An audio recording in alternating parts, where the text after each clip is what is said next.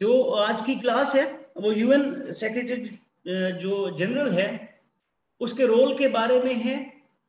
तो क्या रोल रहा है आज तक, क्या चैलेंजेस हैं 21st सेंचुरी के, यूनाइटेड नेशंस का जो रोल आइडियलाइज किया जाता है वो, उसमें यूएन का जो चीफ है, चीफ एडमिनिस्ट्रेटर, वो क्या रोल प्ले कर सकता है, यूनाइटेड नेशंस की रिफॉर्म्स को कैसे वो स्टार्ट कर सकता है या अगर ऐसा कुछ उसका कोई रोल है, और 21st सेंचुरी के जो चैलेंजेस हैं उसमें इस चीफ एडमिनिस्ट्रेटर का क्या रोल रहेगा। ठीक है, इसको हमें समझना है।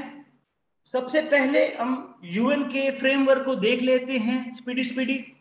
यूनाइटेड नेशन एक इंटरनेशनलिज्म की अप्रोच पे चलने वाली ग्लोबल ऑर्गेनाइजेशन है जो कि एशेस लीग ऑफ नेशंस के थे, उस पे उसका फ्रेमवर्क स्टार्ट किया गया था just after the end of World War 2। Since the end of World War 2 2021 तक fortunately world has not witnessed the other war. तो यूनाइटेड नेशन जो है वो आज भी एक ग्लोबल पर्सपेक्टिव पे या इंटरनेशनल अप्रोच पे काम कर रही है। इसके 6 ऑर्गन्स हैं जिसमें से एक ऑर्गन इस टाइम पे करंटली ऑपरेशनल नहीं है, जिसको हम ट्रस्टीशिप काउंसिल कहते हैं। सबसे पहले यूनाइटेड नेशन जनरल असेंबली है, उसके बाद यूनाइटेड नेशंस सिक्योरिटी काउंसिल है, देन ग्लोबल जुडिशरी है जिसको हम ICJ कहते हैं, उसके बाद यूएन का सेक्रेटेरिएट है, और फिर लास्ट अगर हम बात करें तो इकोसोक इकोनॉमिक एंड सोशल एक ऑर्गन है, और एक लास्ट ट्रस्टीशिप काउंसिल है, but it is not operational right now क्योंकि जितनी भी ट्रस्ट टेरिटरीज थी वो या तो इंडिपेंडेंस हासिल कर चुकी हैं या उनकी गवर्नेंस जो है वो यूनाइटेड नेशंस डिलीवर कर चुका है एज पर प्रॉमिस। तो 6 ऑर्गन्स हैं, उसमें एक आज हम स्पेसिफिकली जिसको समझने जा रहे हैं वो यूनाइटेड नेशन के जो सेक्रेटरी जनरल है उसकी अपॉइंटमेंट, टोटल सेक्रेटरी जनरल्स और इनके जो रोल्स रहे हैं उसको देखते हैं।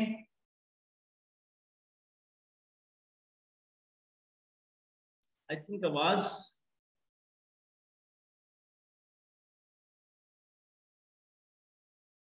क्लियर है ना सबको? कोई काइंडली फेसबुक पे कंफर्म कर दे कि उसको आवाज आ रही है।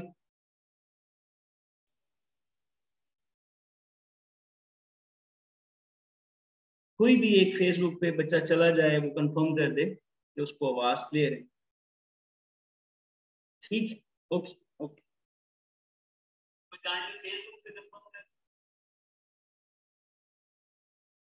ओके, तो जी जो यूनाइटेड नेशन का सेक्रेटरी जनरल है इसके अगर हम रोल की बात करें तो यूनाइटेड नेशन का चीफ एडमिनिस्ट्रेटर है। प्रीवियस जितने भी 8 सेक्रेटरी जनरल रहे हैं, 9th इस टाइम पे चल रहा है, इनके डिफरेंट रोल्स भी सामने आए जिसमें एडमिनिस्ट्रेटर का रोल प्ले किया गया, डिप्लोमेट का रोल प्ले किया गया, एक्टिविस्ट का भी रोल प्ले किया गया, इसके साथ साथ मीडिएटर का भी रोल प्ले किया गया, और इंटरनेशनल लॉ की रिक्वायरमेंट के मुताबिक जो है गुड ऑफिस का भी रोल प्ले किया गया। यूनाइटेड नेशन के चार्टर के मुताबिक यूएन के जो सेक्रेटरी जनरल है उसके कुछ फंक्शंस हैं जो कि 6 हिस्सों में डिवाइड किए गए हैं। सबसे पहला जो फंक्शन है वो जनरल एडमिनिस्ट्रेटर का है कि वो जनरल एडमिनिस्ट्रेशन करेगा किसी भी बॉडी की तरह, जैसे किसी भी ऑर्गेनाइजेशन में एडमिनिस्ट्रेशन की जाती है तो सबसे पहला जो टास्क होगा उसका जो फंक्शन होगा वो जनरल एडमिनिस्ट्रेशन का होगा। इसके बाद किसी भी एग्जेक्टिव हेड की तरह एग्जेक्टिव फंक्शंस को भी परफॉर्म करेगा। तीसरा जो फंक्शन चार्टर के मुताबिक ऑफिशियली बताया गया है वो टेक्निकल फंक्शंस हैं, क्योंकि किसी भी ऑर्गेनाइजेशन की जब एंटिटीज काम करती हैं या एजेंसीज काम करती हैं तो टेक्निकलिटीज इन्वॉल्व हो सकती हैं। तो टेक्निकल फंक्शंस भी यूएन चार्टर के मुताबिक यूएन सेक्रेटरी जनरल के फंक्शंस में शामिल होंगे। इसके साथ साथ फाइनेंशियल फंक्शंस भी परफॉर्म कर पाएगा। And last but not the least organizational functions भी यूएन के सेक्रेटरी जनरल की सवाबदीद होगी। Last but not the least अगर हम बात करें तो वो जितने भी इंटरनेशनल सेक्रेटेरिएट्स होंगे उनकी एडमिनिस्ट्रेशन भी कर पाएगा। ये यूएन का चार्टर यूएन के सेक्रेटरी जनरल के बारे में कहता है। चैप्टर 15 में आर्टिकल 97 यूएन का चार्टर अगर हम देखें तो वो कहता है कि ये यूएन का सेक्रेटरी जनरल पॉलिटिकल फंक्शंस भी परफॉर्म कर सकता है और इसके साथ साथ रिप्रेजेंटेटिव या रिप्रेजेंटेशनल फंक्शंस भी परफॉर्म कर सकता है। 6 फंक्शंस यूएन का चार्टर खुद बताता है। इसके साथ डिफरेंट अदर आर्टिकल्स हैं। फॉर एग्जांपल चैप्टर 15 यूएन का चार्टर, उसमें आर्टिकल 97 कहता है कि ये जो सेक्रेटरी जनरल की पोस्ट होगी, चीफ एडमिनिस्ट्रेटर की पोस्ट होगी, चीफ एडमिनिस्ट्रेटर की पोस्ट होगी, ठीक है। ये ऑर्गेनाइजेशन का चीफ एडमिनिस्ट्रेटिव ऑफिस होगा। आर्टिकल 9 फर्दर बताता है कि आर्टिकल 97 के बाद आर्टिकल 98 जो है उसके तरीकेकार को वाजिया करता है और उसके साथ इसके फंक्शंस को बताता है कि सेक्रेटरी जनरल जो होगा general assembly, United Nation security council और इकोसोक या ट्रस्टीशिप काउंसिल की एडमिनिस्ट्रेशन भी करेगा। तो अगर हम इसके स्कोप को देखें, यूएन सेक्रेटरी जनरल का स्कोप जो है वो यूनाइटेड नेशन सिक्योरिटी काउंसिल, इकोसोक और ट्रस्टीशिप काउंसिल में भी डिफरेंट तरीकों से चार्टर की मुताबिक डिजाइन या एसोसिएट किया गया है। अगर हम इसके साथ साथ डिफरेंट अदर फंक्शंस को देखें जो कि हमें कस्टमरी लॉ से पता चलते हैं या डिफरेंट कस्टम से पता चलते हैं जो यूएन के सेक्रेटरी जनरल ने यूज किए हैं, तो इनफॉर्मल फंक्शंस भी हैं, एक्टिविस्ट का रोल भी प्ले किया है, टेक्नोक्रेटिक फंक्शंस भी इन्वॉल्व हैं, इसके साथ साथ एडमिनिस्ट्रेटिव फंक्शंस भी शामिल हैं। फॉर एग्जाम्पल कि कोई भी सेक्रेटरी जनरल जो है अगर वो इफेक्टिव रोल प्ले करे तो एडमिनिस्ट्रेशन के अंदर भी चेंजिंग ला सकता है, यूएन की वर्किंग में भी वो इफेक्टिव रोल प्ले कर सकता है। जैसे हमने पहले डिस्कस किया कि गुड ऑफिस भी वो रोल प्ले कर सकता है ताकि किसी भी डिस्प्यूट को प्रिवेंट किया जा सके, किसी भी डिस्प्यूट को प्रिवेंट किया जा सके या डिस्प्यूट की मिटिगेशन की जा सके। Last but not the least हमें कुछ सेक्रेटरी जनरल्स के रोल से पता चलता है और जो रिफॉर्म्स 2016 में इनिशिएट की गई थी जिसका हम अभी जिक्र करेंगे, उससे पता चलता है कि UN secretary general himself is the spokes person, ठीक है। स्पोक्स पर्सन है ये लोगों का, वर्ल्ड्स पीपल का एंड मोस्ट इंपोर्टेंटली मार्जिनलाइज और एक्सप्लॉइटेड क्लासेस का ये स्पोक्स पर्सन है in the world body among 193 countries of UN member states. ठीक हो गया। इसके साथ साथ हम ये देखते हैं कि डिफरेंट सेक्रेटरी जनरल्स ने डिप्लोमैट्स का भी रोल प्ले किया है और फिर जब हम ह्यूमन सिक्योरिटी के पर्सपेक्टिव्स को या ह्यूमन चैलेंजेस को या सिक्योरिटी को सेक्युलराइज होता देखते हैं तो उसमें एक एडवोकेट का भी रोल प्ले करता नजर आया है यूएन का सेक्रेटरी जनरल। अब ये रोल्स हैं कुछ जो या तो चार्टर में मेंशन है या यूएन के सेक्रेटरी जनरल ने पावर्स को एक्सरसाइज किया है।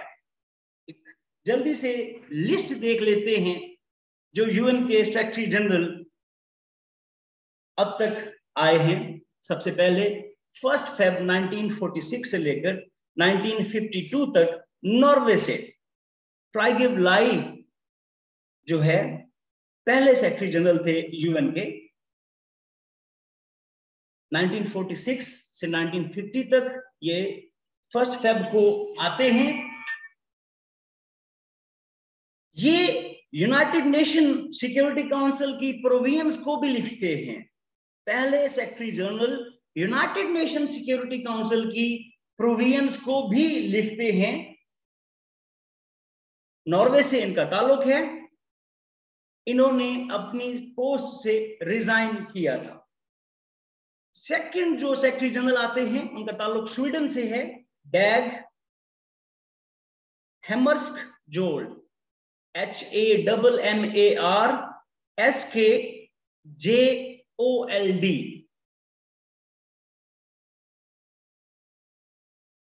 इनका ताल्लुक स्वीडन से था 1953 से 1961 तक। ये ऑफिस में रहते हैं। ये वो इंडिविजुअल थे जो उस टाइम की स्विस कनाल क्राइसिस में या उसको मिटिगेट करने में, उस कन्फ्लिक्ट को मिटिगेट करने में रोल प्ले करते हुए नजर आए। इन्होंने स्विस कनाल की क्लियरेंस करवाई।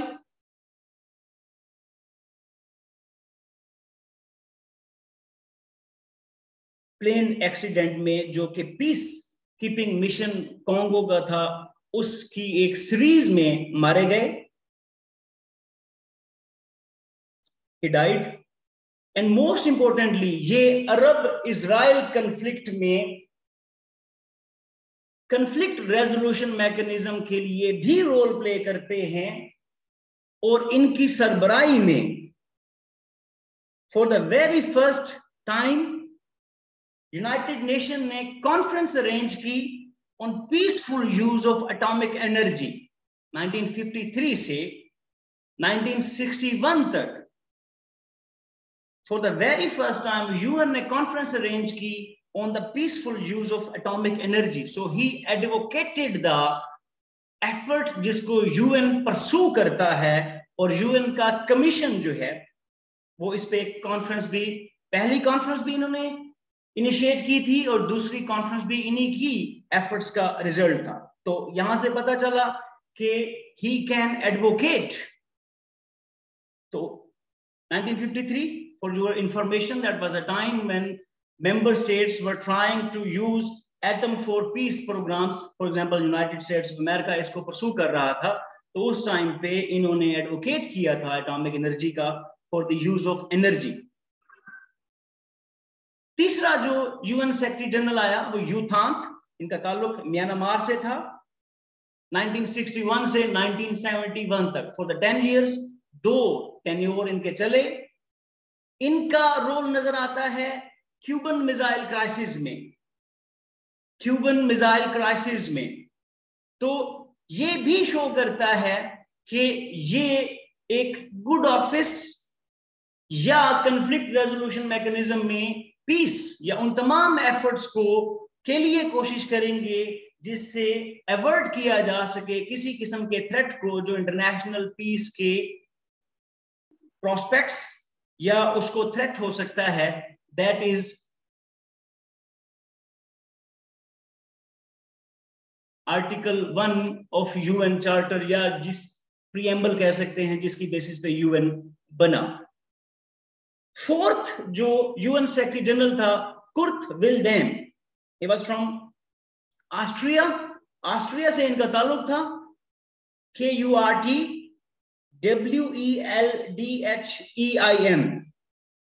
ये पीस कीपिंग मिशंस को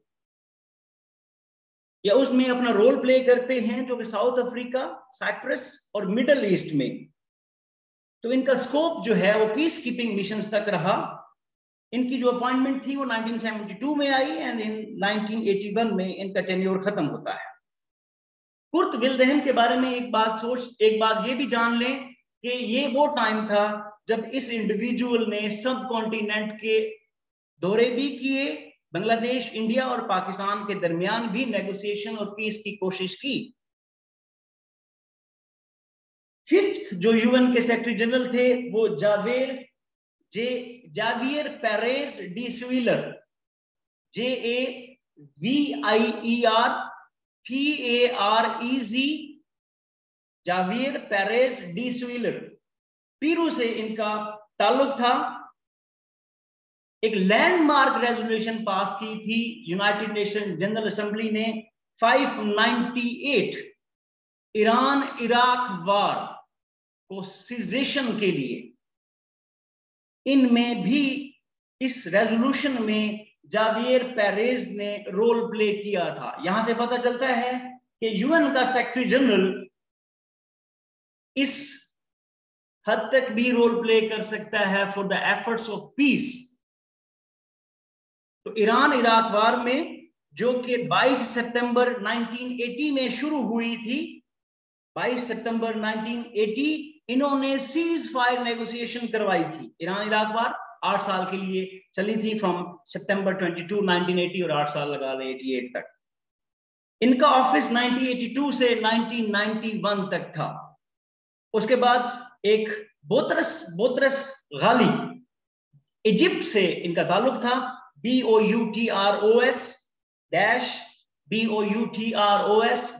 बोतरस गाली, इजिप्ट से इनका ताल्लुक था 1992 से 1996 तक। एक टर्म पूरी करते हैं, इनकी रिकमेंडेशन आती है, लेकिन इनकी रिकमेंडेशन को United states of America veto करता है। यहां पर पॉइंट हम नोट कर लेंगे, हमारी डिस्कशन में आगे काम आएगा कि बोतरस गाली को वीटो किया जाता है री इलेक्शन पे। तो इनकी अपॉइंटमेंट जो है दूसरी टर्म के लिए यूनाइटेड नेशन सिक्योरिटी काउंसिल के अंदर यूनाइटेड स्टेट्स ऑफ अमेरिका ने वीटो की। यहां से हमें पता चलेगा कि कोई फंक्शनल इशू है जो यूएन के सेक्रेटरी जनरल को रोल प्ले नहीं करने दे रहा। इसके बाद कोफी अन्नान द फेमस, जो यूएन की रिफॉर्म्स एजेंडा को भी लेके आए, इनका ताल्लुक घाना से था। ये वो इंडिविजुअल थे जिन्होंने ग्लोबल गवर्नेंस पे फोकस किया और ग्लोबल, अभी हम 7th पे हैं, Alina Zahra, we are on at 7th start.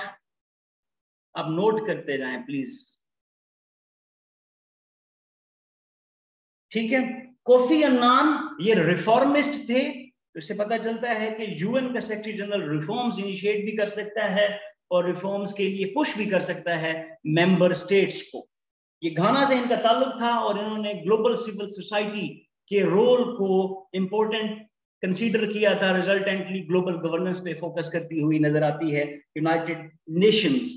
इनको ग्लोबल पीस के लिए नोबेल पीस प्राइज भी मिला था। मोस्ट इंपोर्टेंटली ये इंडिविजुअल एक्टिविस्ट भी थे। नॉन स्टेट एक्टर्स का जो रोल था सिक्योरिटी थ्रेट में, उसको भी कंसीडर करते थे और इन्हीं की सरबराही में यूनाइटेड नेशंस ने इंडिविजुअल को भी इंपॉर्टेंस दी थी। He was the first individual who advocated, he was the second individual जिसने एडवोकेट किया था वुमेन की प्रेजेंस का। अब कोफी अन्नान की सरबराही में हॉस्टिलिटी जो हिजबुल्लाह और इजराइल के दरमियान थी वो खत्म की गई थी। Actively participate in the peace talks and negotiation में इन्होंने रोल प्ले किया था। तो यहां से पता चलता है कि ये एक्टिविस्ट भी रहे हैं और activist UN secretary general different conflicts को मिटिगेट करा सकता है।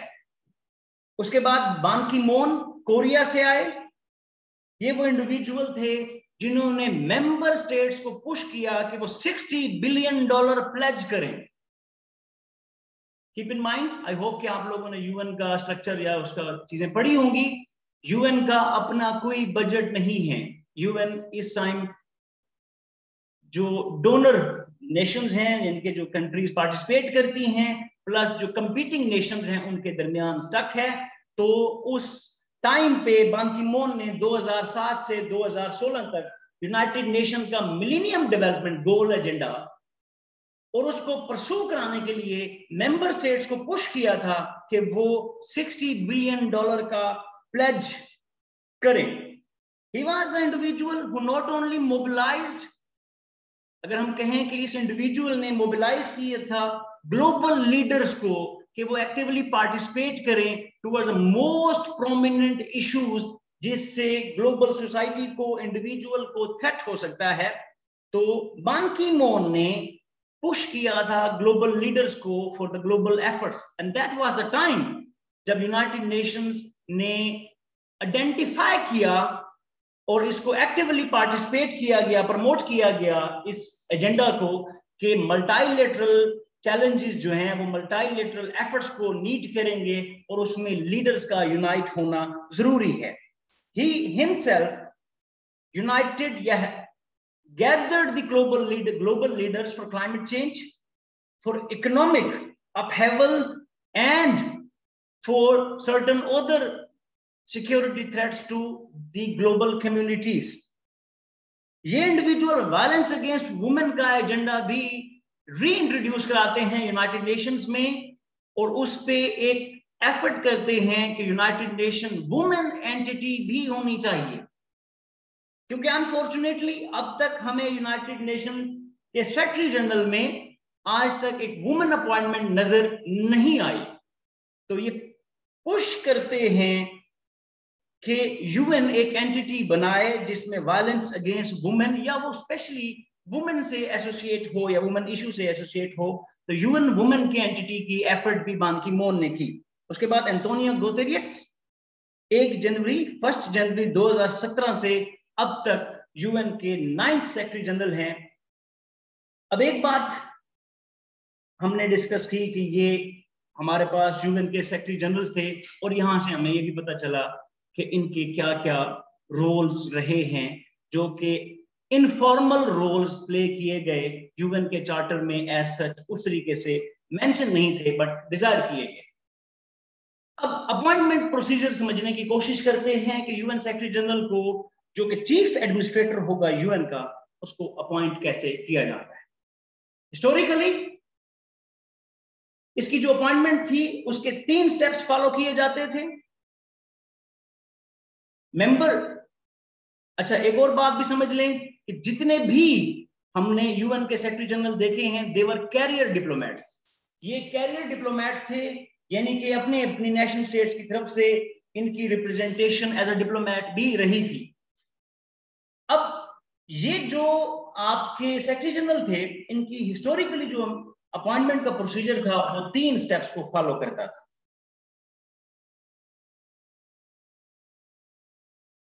फिर आवाज किसको नहीं आ रही? आई थिंक आवाज सबको आ रही है। क्या शाहरुख हेल्प मी, आवाज क्लियर है ना आपको? Okay, that's fine.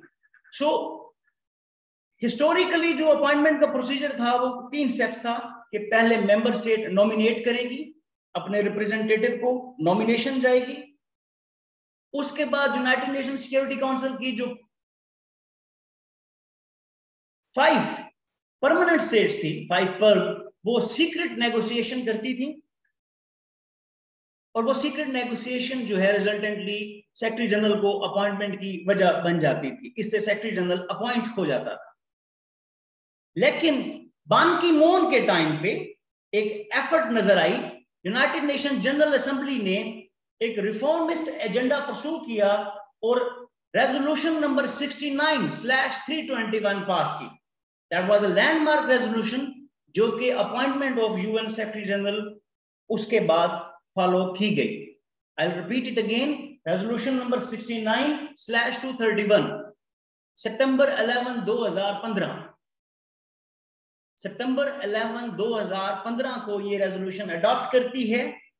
इस रेजोल्यूशन ने एक मैकेनिज्म दिया कि भाई आप क्या करेंगे कि सिलेक्शन के लिए जॉइंट लेटर इशू करेगा यूनाइटेड नेशन जनरल असेंबली का प्रेसिडेंट और यूनाइटेड नेशन सिक्योरिटी काउंसिल का प्रेसिडेंट। उस टाइम पे डेनिश प्रेसिडेंसी थी यूएन जनरल असेंबली के पास और यूनाइटेड स्टेट्स ऑफ अमेरिका की प्रेसिडेंसी थी यूएन सिक्योरिटी काउंसिल के पास। यूएन सिक्योरिटी काउंसिल 2015 में यूएस की प्रेसिडेंसी होल्ड करता था और डेनिश प्रेसिडेंसी थी जनरल असेंबली के पास। उस रेजोल्यूशन कहती है कि एक ज्वाइंट लेटर इशू होगा for the nomination of the candidate. जब ज्वाइंट लेटर इशू हो जाएगा तो फिर मेंबर कंट्रीज नॉमिनेट करेंगी, लेकिन वो नॉमिनेशन इस तरीके से होगी, जो कैंडिडेट होगा, if the candidate is Shahrukh, if the candidate is Awais, if the candidate is Alina, तो इस टाइम पे वो कैंडिडेट्स के नेम्स पब्लिश किए जाएंगे और ये कैंडिडेट्स अपनी मिशन स्टेटमेंट्स को पब्लिश करेंगे। They would be open for all. जब मिशन स्टेटमेंट्स पब्लिश की जाएंगी, और इसमें इस रेजोल्यूशन में ये भी कहा गया था कि वुमेन कैंडिडेट्स जो हैं वो भी कंट्रीज नॉमिनेट करेंगे।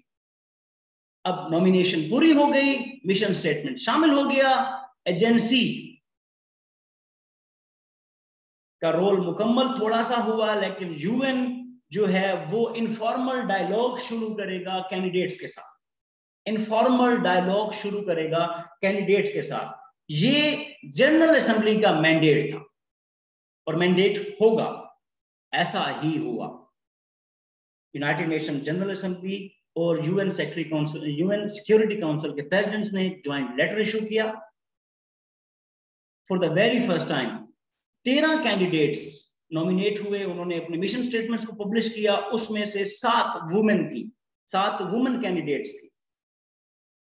और फिर एंटोनियो गुतेरेस की जो अपॉइंटमेंट है वो सामने आती है। बट इससे पहले अब तक इतनी बड़ी ऑर्गेनाइजेशन की जो अपॉइंटमेंट थी वो सीक्रेट नेगोशिएशन के रिजल्ट की वजह से आती थी। यहां तक क्लियर है।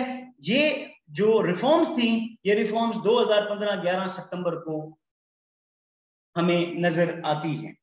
नाउ यहां से पता चला कि भाई किसका रोल है यूएन के सेक्रेटरी जनरल को अपॉइंट करने का।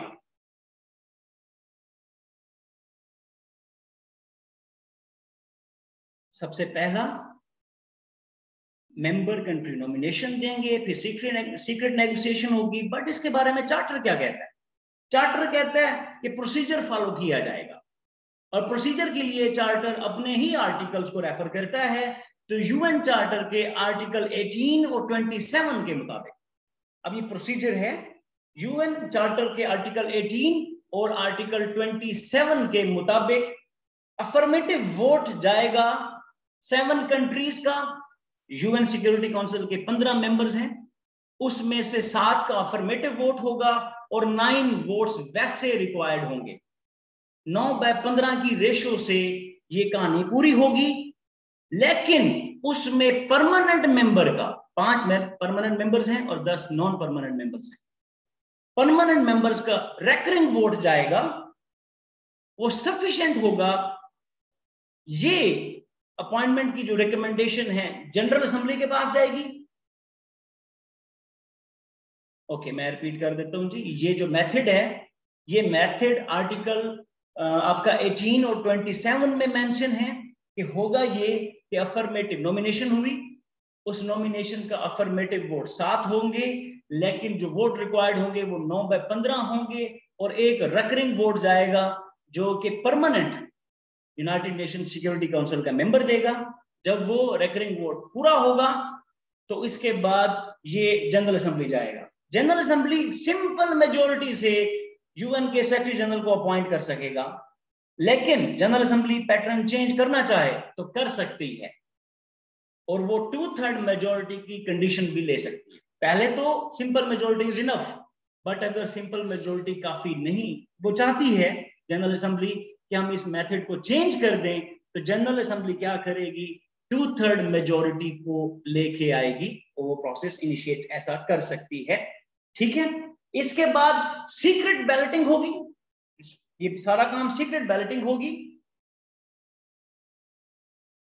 ठीक है, और एक कंडीशन रखी गई कि भाई जो सेक्रेटरी जनरल होगा, और इसको आज तक फुलफिल भी किया गया है, कि जो भी सेक्रेटरी जनरल होगा वो यूएन सिक्योरिटी काउंसिल के परमानेंट मेंबर्स के कंट्री से नहीं होगा।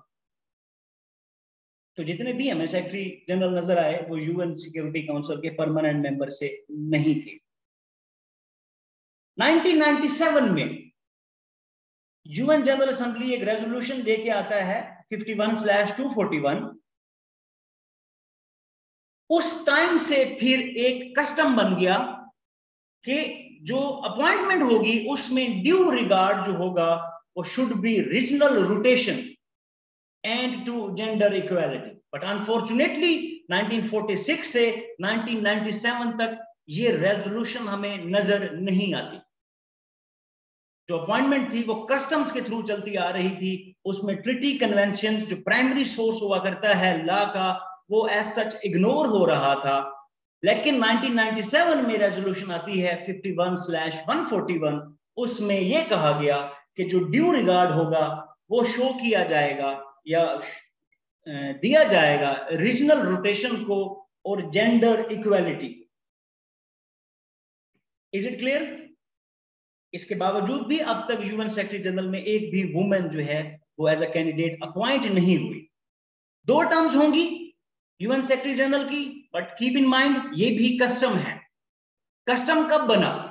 ठीक है, ये सिचुएशन बनी जब 4th secretary general Kurt Wilhelm 1981 में अपनी 3rd टर्म के लिए रीअपॉइंट होने की एफर्ट होती है तो चाइना 16 दफा वीटो करता है, 16 टाइम वीटोस। तो ये कस्टम बन गया था। ठीक है, अपॉइंटमेंट जो है वो 2 टर्म्स की होगी, लेकिन 2 टर्म्स भी कस्टम है, कोई ट्रीटी कन्वेंशन नहीं है, ट्रीटी सोर्स नहीं है ये। और 4th जनरल असेंबली के जो सेक्रेटरी थे कुर्ट विल्हेल्म, उनकी जब 3rd टर्म की बारी आई तो चाइना ने वीटो किया था। उस टाइम पे 1997 की अपॉइंटमेंट तक एक इंपॉर्टेंट टर्म यूज की गई थी यूएन सेक्रेटरी जनरल की सिलेक्शन के लिए, उसको कहा जाता था PayPal conclave, PAPAL conclave. PayPal conclave ये कंसेप्ट है जब डिफरेंट कॉलेजेस मिला करते थे कार्डिनल्स के, और वो बिशप ऑफ रोम को अपॉइंट करते थे जो पोप हुआ करता था। तो ये एक ऐसा ही कंसीडर किया गया था। इतना इंपॉर्टेंट टर्मिनोलॉजी है, मैं फिर रिपीट करता हूं, पेपल कॉन्क्लेव ये टर्म थी जिसको यूएस के प्रेसिडेंट TDR ने हाईलाइट किया था कि ये ऐसा ही है कि कॉलेजेस ऑफ कैथेड्रल इकट्ठे होते हैं और वो मिल के बिशप ऑफ रूम की सिलेक्शन करते हैं। यानी कि इतनी इंपॉर्टेंट पोजीशन है जनरल असेंबली के, सॉरी यूएन के सेक्रेटरी जनरल की। बट 1981 तक ये रहा था पेपल कॉन्क्लेव। 1981 के बाद सीक्रेट बैलेटिंग स्टार्ट होगी और ये 3 प्रोसीजर शुरू हुए जिसको 2015 में दोबारा रिफॉर्म किया गया। यहां तक क्लियर है जी? अब हम देखते हैं रोल क्या है जो हमें थ्योरी के अलावा इनफॉर्मल और फॉर्मल दोनों सूरतों में प्रैक्टिकल नजर आता है, और जिसको प्रैक्टिस किया गया ताकि पता चले ये जो पेपल कॉन्क्लेव है ये कितना इंपॉर्टेंट ओहदा है और आज तक इस ओहदे ने एक्सरसाइज क्यों नहीं किया उस तरीके से, या इसको क्या मसले हैं। तो ये देखते हैं जी कि यूएन की एक कोऑर्डिनेशन बोर्ड है जिसका नाम है UN system of chief executive board for coordination, CEB, UNCEB, UN system of chief executive board for coordination. इस बोर्ड की एक खास बात है कि ये बोर्ड 3 चीजों पे कंपोज होता है। इस बोर्ड के अंदर जितने भी यूएन के फंड्स होते हैं, एस्टैब्लिश फंड्स, उनके हेड्स शामिल होते हैं। यूएन के जितने भी प्रोग्राम्स होते हैं वो इस CEB में होते हैं, और जितनी भी स्पेशलाइज्ड एजेंसीज हुआ करती हैं वो भी इसी CEB का हिस्सा होती है। Heads of all funds, UN programs और यूएन स्पेशलाइज्ड एजेंसीज, ये मैनेजमेंट इश्यूज को डिस्कस करने के लिए साल में 2 दफा मिलता है। अब आपका सेक्रेटरी जनरल इनका हेड होता है। ठीक है, इस टर्म को फिर TDR ने बताया कि ये इतना अहम है कि यूएन सेक्रेटरी जनरल जो है वो बुली पपेट है, BULLYPUPIT, सुपर्ब इंडिविजुअल।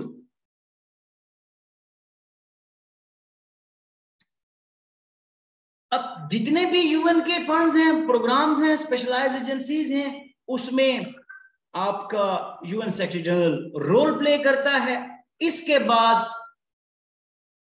कुछ जो रोल्स हैं वो प्रीवियस सेक्रेटरी जनरल्स की टेन्योर में ही हमें नजर आते हैं। सबसे पहले ये जो सेक्रेटरी जनरल है ये यूनाइटेड नेशन की वैल्यूज और मोरालिटी का जिम्मेदार है। यूएन की वैल्यूज और यूएन की मोरालिटी का जिम्मेदार है। सेकेंडली, अगर हम स्कोप ऑफ एक्शन या उसकी पावर्स को देखें तो कंसिडरेबल पावर रखता है, बट इसकी पावर को एक्सरसाइज कस्टम्स में ही किया गया। स्कोप भी, पावर भी कंसिडरेबल है। प्रीवियस सेक्रेटरी जनरल्स को देखें तो उसके साथ साथ ये पता चलता है कि यूएन की मोरालिटी और जो वैल्यूज हैं उसका जिम्मेदार होता है। हाउ? ये उन तमाम इवेंट्स को जो इंटरनेशनल पीस के लिए थ्रेट हो सकते हैं, यूनाइटेड नेशन सिक्योरिटी काउंसिल को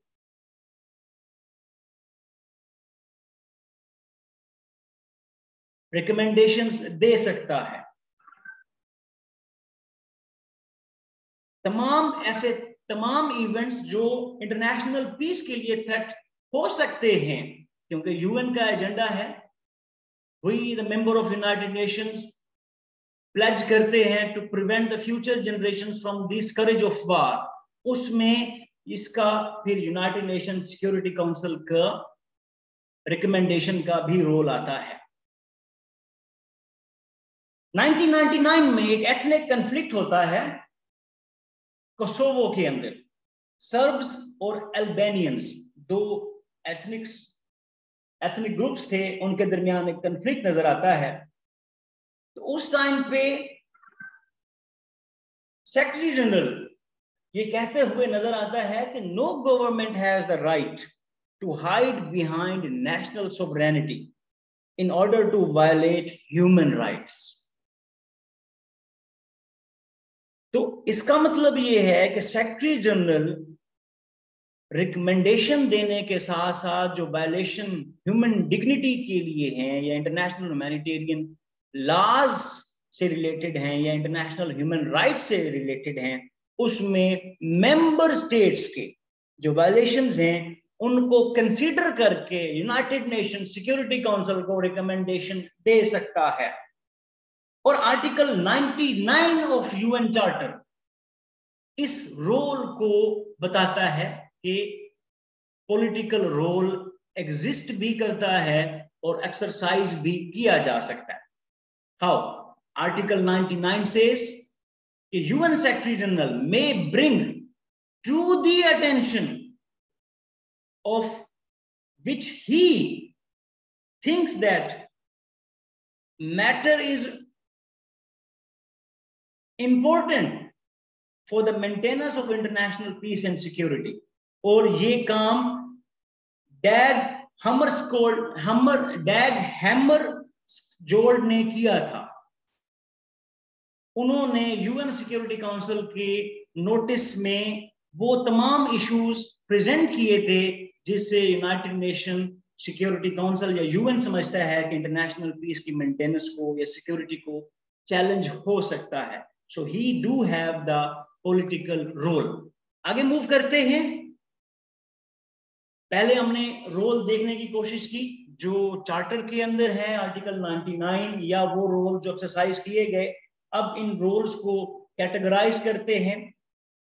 सबसे पहले पॉलिटिकल रोल हमने देखा, आर्टिकल 99 से मिला। फिर उसके बाद हमें रोल देखना है administrative role. UN secretariat 36,000 staff हैं उसके। यूएन का सेक्रेटरी जनरल यूएन के सेक्रेटेरिएट के काम को ओवरसी करता है, so he do have the administrative role.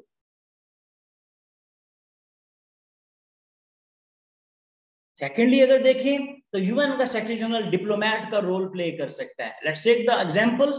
सबसे पहले हम एग्जांपल लेते हैं डैग की। डैग ऑफिस इंचार्ज थे लीगल, पॉलिटिकल और पर्सनल बजट के। उसके बाद बोतरस गाली ने क्या किया कि अपने काम को आसान करने के लिए डिफरेंट अंडर सेक्रेटरीज अपॉइंट किए।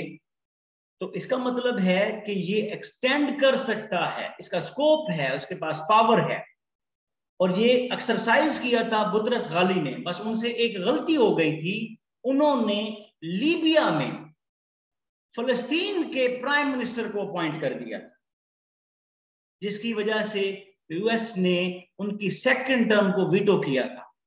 बट अंडर सेक्रेटरीज उसके बाद कस्टम्स बनना शुरू हो गए थे, तो दैट वाज द कस्टम। तो यूएन का सेक्रेटरी जनरल जो है वो काम को आसान करने के लिए और एडमिनिस्ट्रेटिव फंक्शंस को फुलफिल करने के लिए सेक्रेटरी जनरल्स भी अपॉइंट कर सकता है। कोफी अन्नान ने क्या किया, एक नई पोस्ट इंट्रोड्यूस की जिसका नाम था डेप्यूटी सेक्रेटरी जनरल। तो इसका मतलब ही do have the powers and scope कि वो अपनी हायरार्की के अंदर सेक्रेटरी जनरल की हायरार्की में डेप्यूटी भी ऐड कर सकता है और अंडर सेक्रेटरीज भी अपॉइंट कर सकता है। अब एक्टिविस्ट देखें तो एक्टिविस्ट में गुतरेस इस टाइम के वो क्लाइमेट एक्शन जो COP26 है उसमें रोल प्ले करते हुए आ रहे हैं नेट जीरो इमिशंस के लिए। वायलेंस जो अगेंस्ट वुमेन है उसमें एक्टिविस्ट का रोल प्ले करते आ रहे हैं। उससे पहले देखें तो कोफी अन्नान ने रोल प्ले किया मिलेनियम डेवलपमेंट गोल्स के लिए। उसके बाद अगर देखें तो कुर्ट विल्डहेम ने भी रोल प्ले किया। तो एक्टिविस्ट का भी रोल है यूएन जनरल असेंबली के यूएन के सेक्रेटरी जनरल का। नेक्स्ट रोल देखें तो परसुएशन है। यूएन के एक एक्सपर्ट हैं स्टीफन श्लीजिंगर, SHLESINGER। स्टीफन श्लीजिंगर वो कहते हैं कि यूएन का जो सेक्रेटरी जनरल है उसका जो सबसे अहम रोल है वो परसुएशन का है। How he rely world public opinion ground, he can issue that is important to be addressed and that is not important to be addressed। वो तमाम इश्यूज जो इंपॉर्टेंट कंसीडर किए जा सकते हैं या किए जाते हैं जिनको एड्रेस किया जाना चाहिए, ये उसके लिए पब्लिक ओपिनियन डेवलप करते हैं।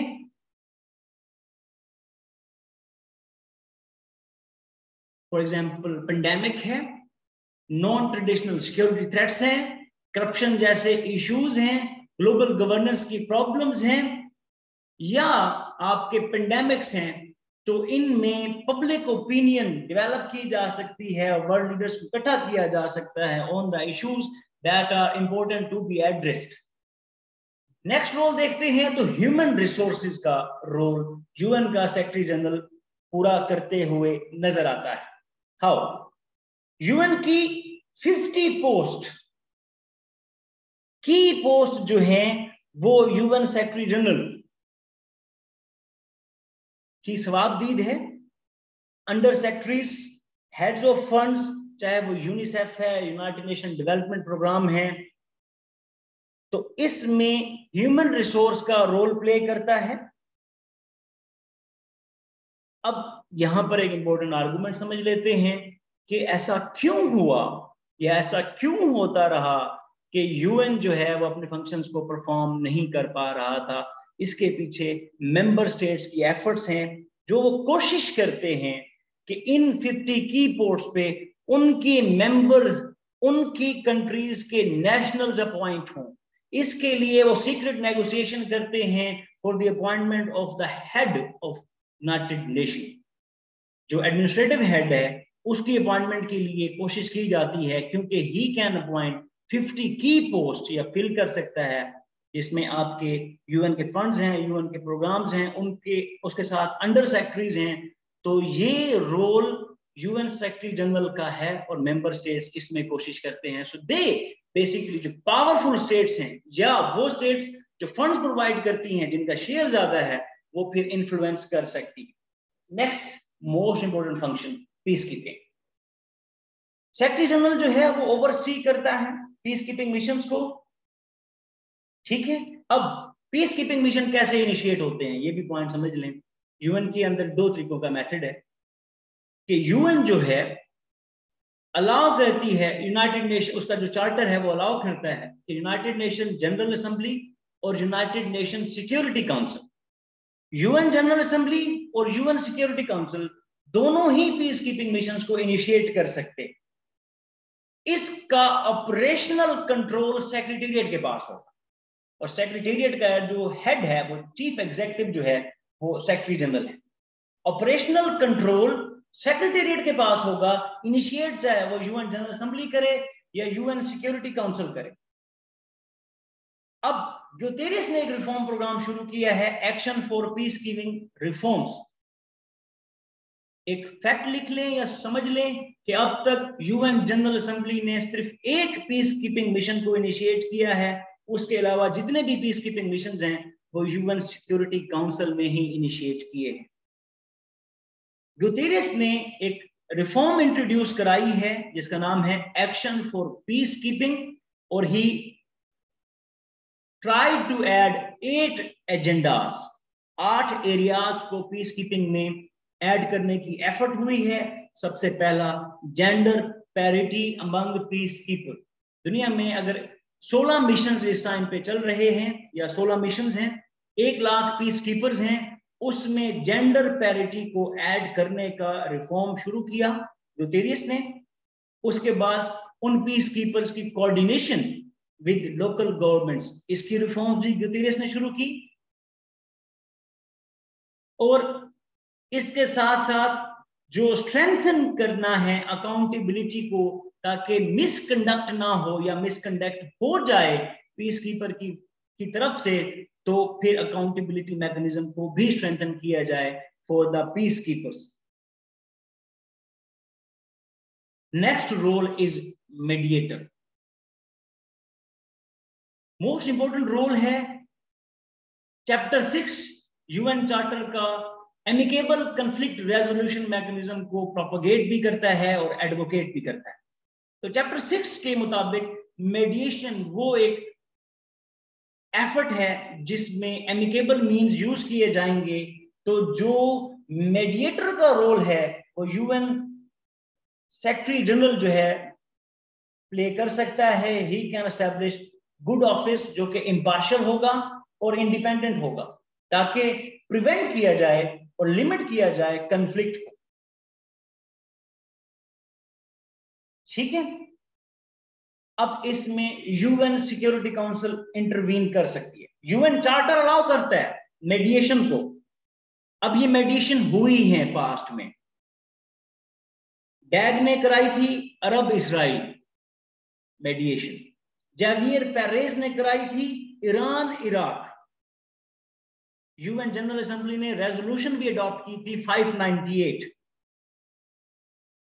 और इस मेडिएशन के लिए यूएन जो सेक्रेटरी जनरल है वो एनवाइस भी अपॉइंट कर सकता है, जिसका मैंने आपको थोड़ी देर पहले एग्जांपल दी थी कि सलाम फयाद को, जो फलस्तीनियन प्राइम मिनिस्टर हैं, उनको लीबिया में अपॉइंट किया गया। लेकिन इसमें यूएन सिक्योरिटी काउंसिल इंटरवीन कर सकता है, बट चार्टर कहता है कि मेडिएशन का जो रोल होगा वो प्ले कर सकता है, और ये पास्ट में प्ले किया भी गया है। अब हमने रिफॉर्म्स भी देख ली, पावर स्कोप और वो पॉलिसीज भी देख ली जिनमें सेक्रेटरी जनरल ने रोल प्ले किया है या कर सकता है। अब what needs to be done, क्या किया जाए, क्यों? क्योंकि इस टाइम जो यूनाइटेड नेशन की स्ट्रगल नजर आती है, यूनाइटेड नेशन की इंस्टीट्यूशन को देखें, एक मल्टीलेटरल इंस्टीट्यूशन जो मल्टी डायमेंशन चैलेंज को फेस कर रहा है, उसमें इंस्टीट्यूशन का जो सबसे बड़ा चैलेंज होता है वो लार्ज फंडिंग नेशंस और पावरफुल की कंपटीशन के दरमियान बैलेंस को अचीव करना होगा। यूनाइटेड नेशन भी ऐसे ही एक इशू को फेस कर रही है, बीइंग एन ऑर्गेनाइजेशन जिसका सबसे बड़ा मसला सिंस इट्स इंसेप्शन यही रहा है कि वो स्ट्रगल करती हुई नजर आई है बैलेंस ऑफ इंटरेस्ट को मेंटेन करने में between large funding Nations and powerful states. तो सेक्रेटरी जनरल का जो सबसे बड़ा मसला है वो इस बैलेंस ऑफ इंटरेस्ट को मेंटेन करना है। इसमें क्या करना चाहिए?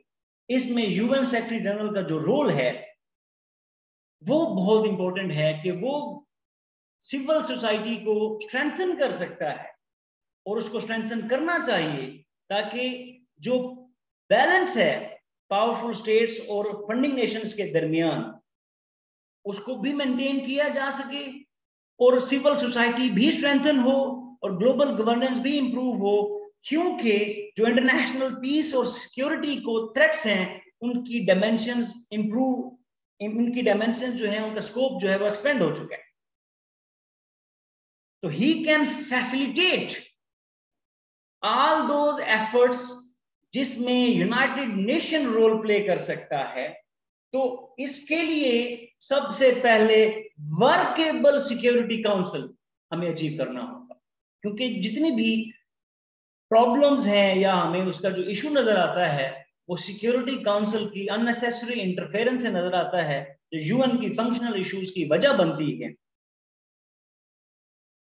और स्ट्रक्चरल इश्यूज की भी वजह बनती है। Anything which is mention in UN charter उसको एक्सरसाइज ना करने देना या उसको वीटो करना या अननेसेसरी इंटरफेरेंस करना, ये यूएन सिक्योरिटी काउंसिल की प्रॉब्लम नजर आई है। यूएन सेक्रेटरी जनरल उस बैलेंस ऑफ इंटरेस्ट को अचीव कर सकता है, रिजल्टेंटली यूएन की जो फंक्शनिंग है वो बेहतर हो सकती है। इसके लिए वर्केबल सिक्योरिटी काउंसिल एनवायरनमेंट बनाना होगा। UN secretary general do have the scope, do have the powers of conflict resolution mechanism, of mitigation, of international diplomacy, of international activist। तो जो डेमोक्रेटिक स्पिरिट है उसको ही एक्सरसाइज किया जाना चाहिए जो चार्टर में मेंशन है 9 वोट्स। उसके बाद इसके तमाम रोल को इंश्योर किया जाए। तो सबसे पहले ये काम करना है कि वर्केबल सिक्योरिटी एनवायरनमेंट, और ये सिक्योरिटी काउंसिल जो है ये फैसिलिटेट भी करे यूएन के सेक्रेटरी जनरल को कि वो यूएन की जो स्ट्रगल है उसमें बैलेंस अचीव करा पाए between largest funding Nations and global competing powers, चाहे वो यूएनएससी के अंदर चाइना और यूनाइटेड स्टेट्स ऑफ अमेरिका हैं, यूएस और रशिया हैं। इस टाइम पे यमन, इथियोपिया और अफगानिस्तान में मोस्ट इंपोर्टेंट और मोस्ट क्रिटिकल सिचुएशन हमें नजर आती है और यूनाइटेड नेशन जो है उसमें एफर्ट्स प्ले करता हुआ नजर आ रहा है। What needs to be done, the effective activist role of UN secretary general, क्योंकि ये एडवोकेट कर सकता है कलेक्टिव एफर्ट्स को फॉर द अप या फॉर द कमिंग या for meeting the challenge of coming humanitarian crisis जो अफगानिस्तान में आ सकते हैं, यमन में ऑलरेडी हैं और इथियोपिया में भी मौजूद हैं। तो एडवोकेसी ऑफ कलेक्टिव एफर्ट, इसके लिए क्या करना पड़ेगा?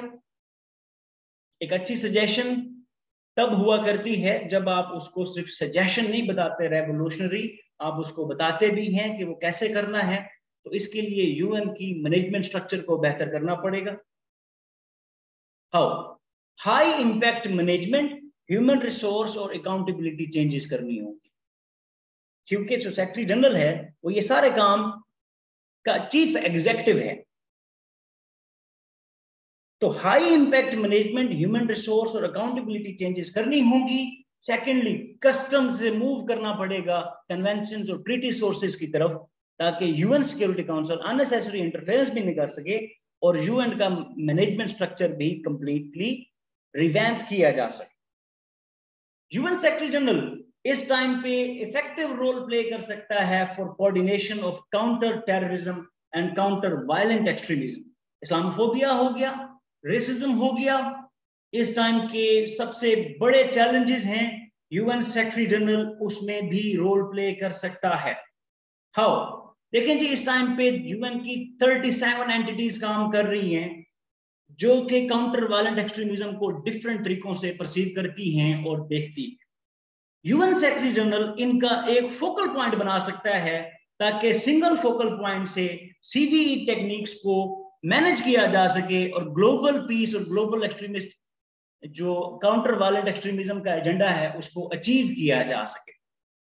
तो क्योंकि ये इस टाइम के सबसे बड़े चैलेंजेस हैं, जीनोफोबिया हो गया, रेसिज्म हो गई, या इस्लामोफोबिया की सूरत में आपको नजर आने वाले चैलेंजेस हैं, UN secretary general in 37 entities को सिंगल फोकल पॉइंट पे लेके आ सकता है। कोऑर्डिनेटेड एफर्ट हो सकती है टेररिज्म और सीवीई के साथ। नाउ तीसरा जो तरीकाकार है यूएन सेक्रेटरी जनरल कर सकता है कि वो जो की पोजीशन मेथड है उसकी मैनेजमेंट की जाए। उसको कैसे मैनेज किया जा सकता है? Bye including gender parity. जो 50 हेड्स हैं, प्रोग्राम्स हैं, उनकी जो अपॉइंटमेंट है, उनकी पोजीशन की अंडर सेक्रेटरीज जो हैं वहां जेंडर पैरिटी इंट्रोड्यूस की जाए। इसके साथ साथ डिफरेंट रीजन से इंडिविजुअल्स को अपॉइंट किया जाए और उनकी अपॉइंटमेंट जो है वो ट्रांसपेरेंसी की सूरत में हो। ऐसे ही जैसे गुतेरियस खुद आए हैं, गुतेरियस आए हैं, जब नॉमिनेशन लेटर आया, उस नॉमिनेशन लेटर के बाद उनसे डिस्कशन हुई, उनके पास एक मिशन स्टेटमेंट था, तो गुतेरियस को खुद अब ये काम करना है नीचे कि वो जेंडर पैरिटी भी लेके आए और अंडर सेक्रेटरीज, उसके अलावा जो हेड्स हैं वो मेंबर कंट्रीज के एस्पिरेशंस पे नहीं होनी चाहिए, वो अकाउंटेबिलिटी मेथड हो, ट्रांसपेरेंसी हो और वो मिशन स्टेटमेंट्स सीवीज कलेक्ट करके हो। तो डिफरेंट रीजन से जो अपॉइंटमेंट है उसको रिवैम्प किया जाना चाहिए, या आप कह लें कि जो क्वालिफिकेशन है उसके पूल को इंक्रीज कर दें, या pool of qualified candidates increase कर दें, इंक्लूडिंग जेंडर पैरिटी। फेमिनिस्ट ये बात कहती आ रही।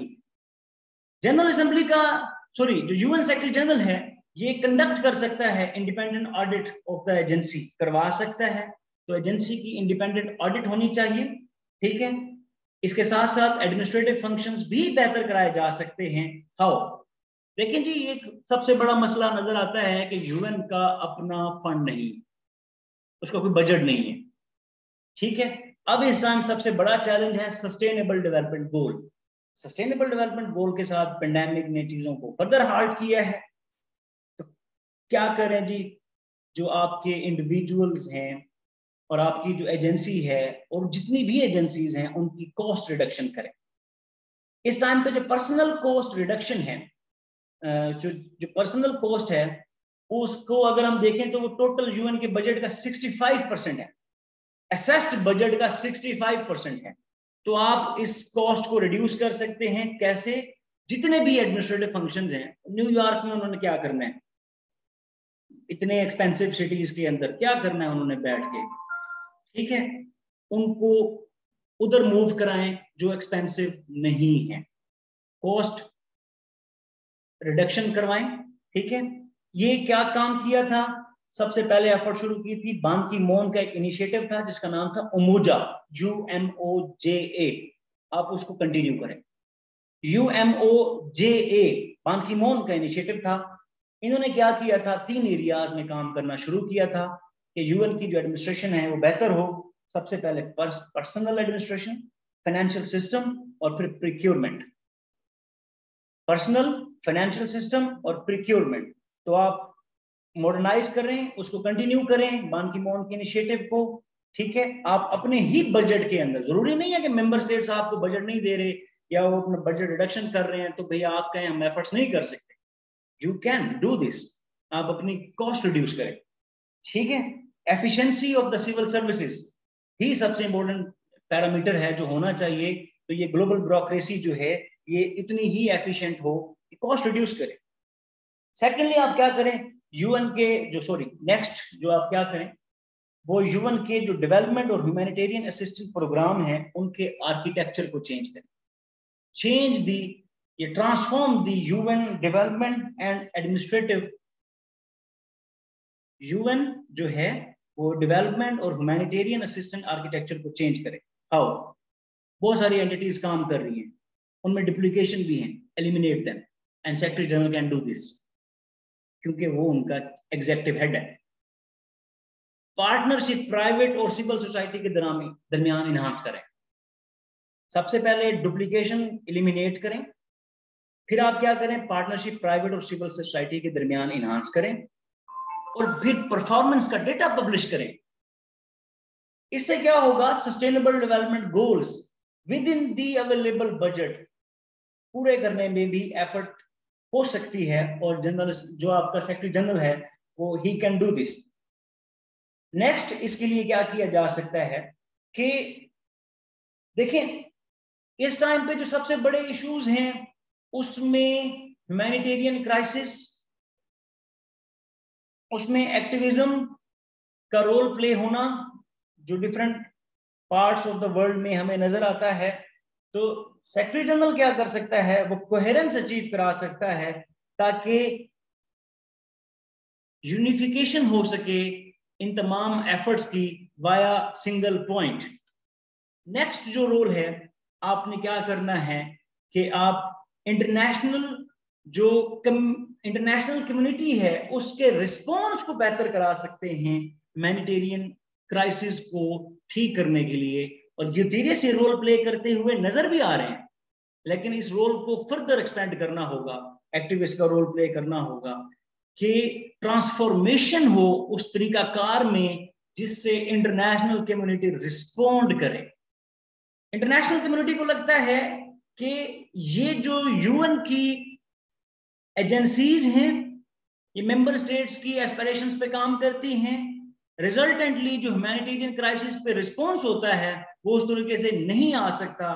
लेकिन अगर यूएन सेक्रेटरी जनरल जो है ये चेंजेस लेके आए तो इससे रिस्पॉन्स जो है इंटरनेशनल कम्युनिटी का ह्यूमैनिटेरियन क्राइसिस की तरफ बेहतर हो सकता है, और ये सेक्रेटरी जनरल कर सकता है। हाउ? देखें जी, एक चीज समझें कि इस टाइम दुनिया में 40 मिलियन डिस्प्लेस्ड पीपल हैं, और ये displaced people internally displaced people हैं, they are not refugees actually. Total 2/3 majority जो है वो इंटरनली डिस्प्लेस्ड है।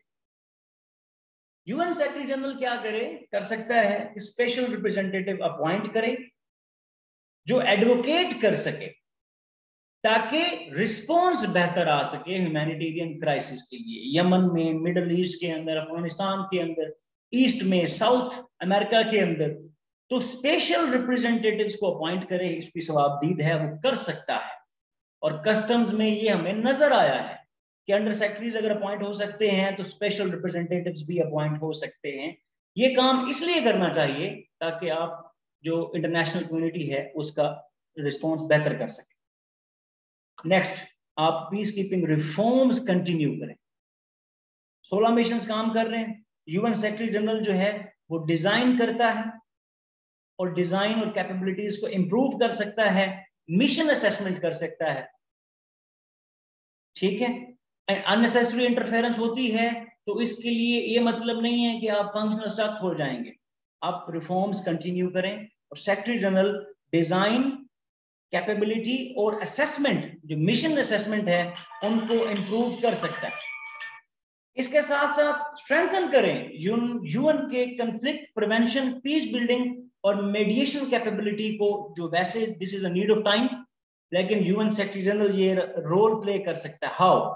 को लोकेट करे रीजनल स्टाफ को, को लोकेट करे रीजनल स्टाफ को, और रीजनल मेडिएशन और आर्बिट्रेशन एजेंसीज जो कि यूएन की चार्टर के मुताबिक रीजनल ऑर्गेनाइजेशंस हुआ करती हैं, उधर को लोकेट करे, पॉलिसी प्लान बेहतर होगा, और जब ये पॉलिसी प्लान बेहतर होता है तो यूएन की मदद होती है कि वो कॉन्फ्लिक्ट प्रिवेंशन, पीस बिल्डिंग और मीडिएशन कैपेबिलिटी में अपना जो है रोल प्ले कर सकती है। और ये इस टाइम की नीड ऑफ द टाइम है, क्योंकि जो कॉन्फ्लिक्ट्स नजर आ रहे हैं, जो टेंशन नजर आ रही हैं, वो इंटरनेशनल पीस और सिक्योरिटी के लिए थ्रेटनिंग है।